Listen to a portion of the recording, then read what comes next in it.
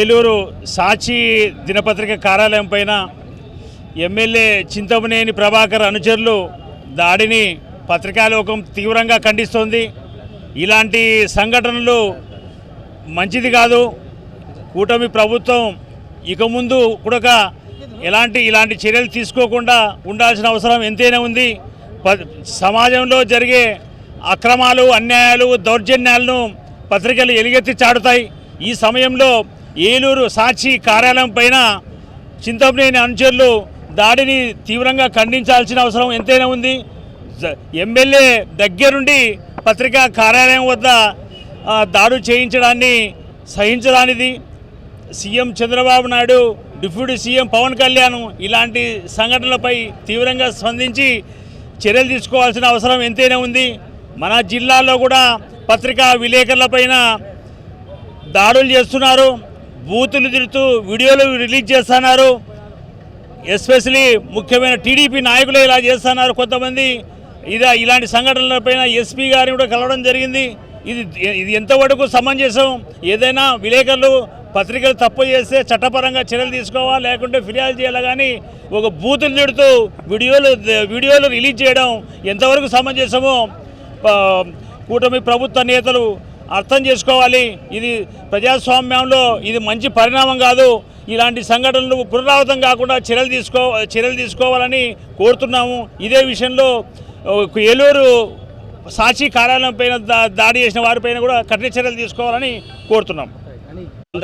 ఆంధ్రప్రదేశ్ రాష్ట్రంలో కూటమి ప్రభుత్వం అధికారంలోకి వచ్చిన తర్వాత ప్రత్యేకంగా సూపర్ 6 అమలు చేయడం పక్కన పెడితే విలేకరుల మీద దాడి చేయడమే, ప్రత్యేకించి సాక్షి మీద దాడి చేయడమే పనిగా పెట్టుకుంది. ఎందుకంటే సాక్షి పేపరు వ్యతిరేకంగా వార్తలు రాస్తానన్న ఉద్దేశంతో రోజు దాడి చేయడమే పెట్టుకుంది. రాష్ట్రంలో నలుమూలలో ఎక్కడో చోట దాడి చేస్తూనే ఉన్నారు.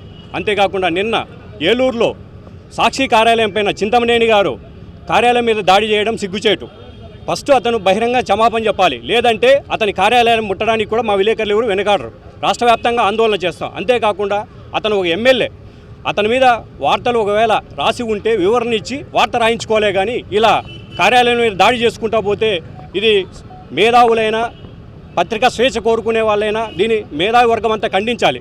తక్షణమే ఎమ్మెల్యే చింతమనేని గారు క్షమాపణ చెప్పాలి, లేదంటే దీనిపైన చంద్రబాబు నాయుడు, డిప్యూటీ సీఎం స్వేచ్ఛ గురించి మాట్లాడిన నాయకులంతా కూడా స్పందించి వాళ్ళ నాయకులను అదుపులో పెట్టుకోవాలి. లేదంటే భవిష్యత్తులో వాళ్ళ ఇల్లును, కార్యాలయాలను ముట్టడి చేస్తాం.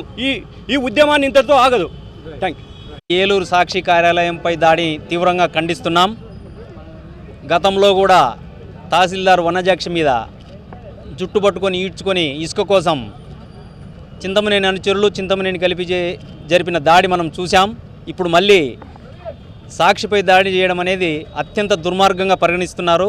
ఇది ఈరోజు ఈ జర్నలిస్టు, ఈ పత్రికకు జరగచ్చు, రేపు ఇంకో పత్రికకు జరగచ్చు. విలేకరులందరూ కలిసికట్టుగా ఈ కూటమి సర్కారు దుశ్చర్యలను ఎండగట్టకపోతే మాత్రం భవిష్యత్తులో ఏ జర్నలిస్టు పనిచేయలేడనేది ఖచ్చితంగా చెప్తున్నాం. ఖచ్చితంగా చింతమనేని ప్రభాకర్ బహిరంగ క్షమాపణ చెప్పాలి. ఒక ప్రజాప్రతినిధి అయి ఉండి తన అనుచరులను ఏకంగా పత్రికా ఆఫీసు ధ్వంసానికి పాల్పడాడంటే ఆయన ఎంత బరి తెగించారో మనం అర్థం చేసుకోవచ్చు. గతంలో కూడా ఆయనకు పూర్తిగా నేర చరిత్ర ఉంది. అలాంటి వారిని ప్రోత్సహించడం అనేది చంద్రబాబు మంచిది కాదు. శాంతి స్థాపన అనే పవన్ కళ్యాణ్ కూడా దీనిపై చర్యలు తీసుకోవాలి. ఎట్టి పరిస్థితుల్లోనూ ఈ పోరాటం ఇంతటితో ఆగదు.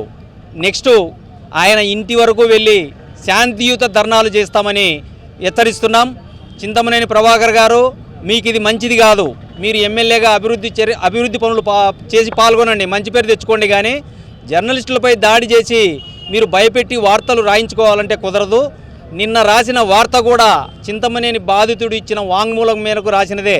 అది సాక్షినో ఇంకోరో కట్టుకథ కాదు. అతని బాధితుడు మంగళగిరి కార్యాలయానికి వస్తే ఆయన వాంగ్మూలంతో రాసిన వార్తనేది. మీరు మీ సొంత నియోజకవర్గంలోనే తీవ్ర వ్యతిరేకత ఎదుర్కొంటున్న నేపథ్యంలో డైవర్షన్ పాలిటిక్స్ కోసం సాక్షి కార్యాలయంపై దాడి చేయడం అత్యంత నీచమైన చర్యగా భావిస్తున్నాం. దీన్ని తీవ్రంగా ఖండిస్తున్నాం.